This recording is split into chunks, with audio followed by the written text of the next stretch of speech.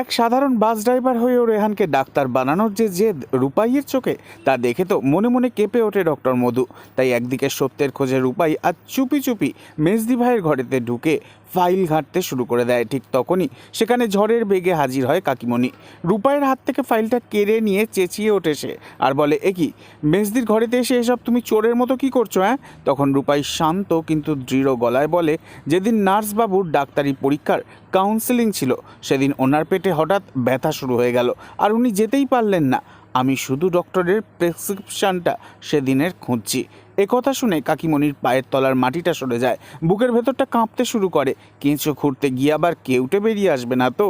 অন্যদিকে ডক্টর মধু এক নার্সের থেকে খবর পায় যে হসপিটালে রেহানের আন্ডারে থাকা সেই গর্ভবতী মহিলার অবস্থা অত্যন্ত আশঙ্কাজনক। একথা শুনে তো মধু খুব খুশি হয় আর হিংস্র হাসিতে মেতে ওঠে আর সেই নার্সকে বলে, একেবারে সঠিক সময়ে মোক্ষম খবরটা দিয়েছ। এরপর ডক্টর মধু আয়নার সামনে দাঁড়িয়ে নিজের প্রতিচ্ছবি দেখে হাসে আর ফিসফিসিয়ে বলে, আমাকে অবহেলা করার শাস্তি এবার তুই পাবি রেহান। রেহানের কেরিয়ার ধ্বংস করার এই নোংরা চক্রান্তের বিরুদ্ধে দাঁড়িয়ে রূপাই কি পারবে এই অপবাদ থেকে রেহানকে রক্ষা করে রেহানের ডাক্তার হওয়ার স্বপ্ন পূরণ করতে? নেক্সট আপডেট জানতে অবশ্যই সাবস্ক্রাইব করে আমাদের সাথেই থাকবেন। ধন্যবাদ।